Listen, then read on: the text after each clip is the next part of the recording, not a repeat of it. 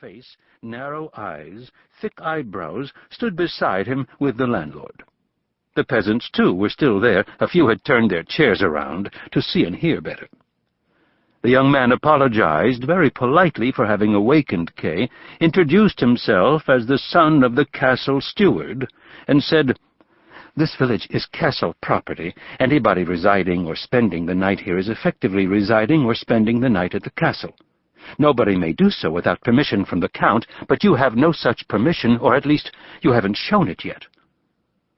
Kay, who had half risen and smoothed his hair, looked at the people from below and said, "What village have I wandered into?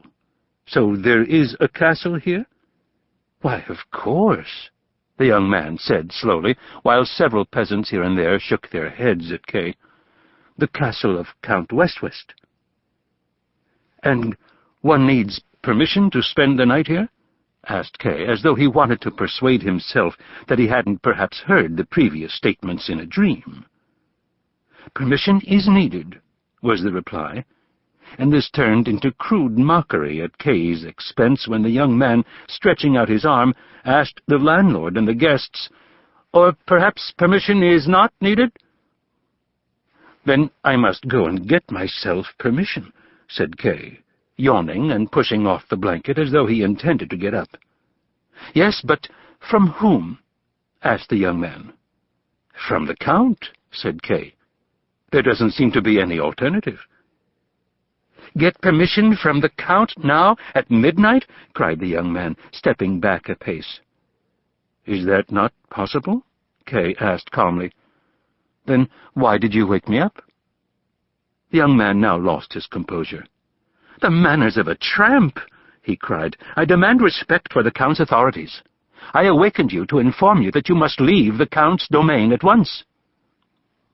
"Enough of this comedy," said Kay in a remarkably soft voice as he lay down and pulled up the blanket. "You are going a little too far, young man, and I shall deal with your conduct tomorrow. The landlord and those gentlemen there will be my witnesses, should I even need witnesses. Besides, be advised that I am the Land-Surveyor sent for by the Count. My assistants and the equipment are coming tomorrow by carriage. I didn't want to deprive myself of a long walk through the snow, but unfortunately lost my way a few times, which is why I arrived so late. That it was too late then to report to the castle is something that was already apparent to me without the benefit of your instructions. That's also the reason why I decided to content myself with these lodgings, where you have been so impolite, to put it mildly, as to disturb me. I have nothing further to add to that statement. Good night, gentlemen." And Kay turned toward the stove. "Land-Surveyor?" he heard someone asking hesitantly behind his back, and then everyone was silent. But the young man soon regained his composure and said to the landlord, softly enough to suggest concern for Kay's sleep, yet loudly enough to be audible to him, "I shall inquire by telephone." So there was even a telephone in this village inn? They were certainly well equipped. True, certain details took Kay by surprise, but on the whole everything was as expected. As it turned out, the telephone hung from the wall almost directly above his head. In his sleepiness he had overlooked it. If the young man had to use the telephone, then even with the best intentions he could not avoid disturbing Kay's sleep. It was simply a matter of deciding whether or not to let him use the telephone. Kay decided to allow it. But then, of course, it no longer made sense to pretend he was asleep, so he turned over on his back again. He watched the peasants gathering timidly and conferring. The arrival of a land-surveyor was no trifling matter. The door to the kitchen had opened. Filling the doorway was the mighty figure of the landlady. The landlord approached her on tiptoes in order to report to her. Then the telephone conversation began. The steward was asleep, but a sub-steward, one of the sub-stewards, a Mr. Fritz, was there. The young man, who introduced himself as Schwarzer, said that he had found Kay, a man in his 30s, rather shabby-looking, sleeping quietly on a straw mattress, with a tiny rucksack for a pillow and a knobby walking stick within reach. Well, He had, of course, suspected him, and since the landlord had obviously neglected his duty, it was his, Schwarzer's, duty to investigate the matter. Kay's response on being awakened, questioned, and duly threatened with expulsion from the Count's domain had been most ungracious, but perhaps not unjustifiably so, as had finally become evident, for he claimed to be a land surveyor summoned by the Count. He was duty-bound to check this claim, if only as a formality, and so Schwarzer was asking Mr. Fritz to inquire at the central office whether a land surveyor of that sort was really expected, and to telephone immediately with the answer. Then there was silence. Fritz made his inquiries over there, while everyone here waited for the answer. Kay stayed where he was, did not even turn around, seemed completely indifferent, stared into space. With its mixture of malice and caution, Schwarzer's story gave him a sense of the quasi-diplomatic training that even lowly people at the castle, such as Schwarzer, could draw on so freely. Nor did they show any lack of diligence there. The central office had a night's service, and obviously answered very quickly, for Fritz was already on the line again. Yet it seemed to be a brief message, since Schwarzer immediately threw down the receiver in a rage. "Just as I said," he shouted. "No trace of a land surveyor, only a liar and a common tramp, and probably worse still."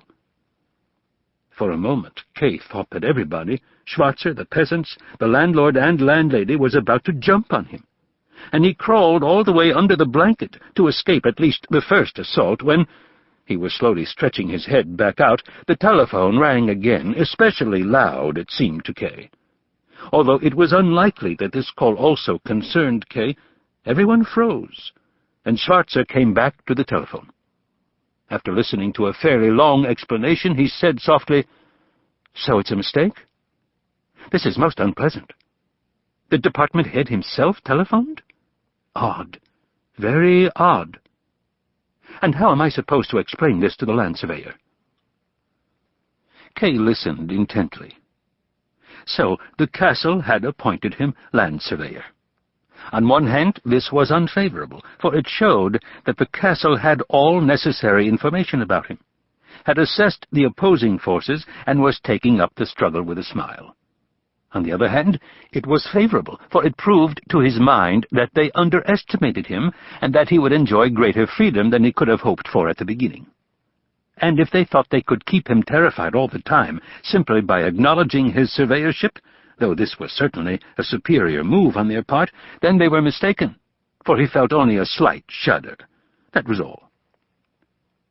After waving aside Schwarzer, who was timidly approaching, Kay rejected their insistent pleas that he move into the landlord's room, accepted only a nightcap from the landlord and a wash-basin with soap and towel from the landlady, and did not even have to request that the room be cleared, for all rushed to the door, averting their faces so that he wouldn't recognize them tomorrow. Then the lamp was extinguished, and he finally had some peace.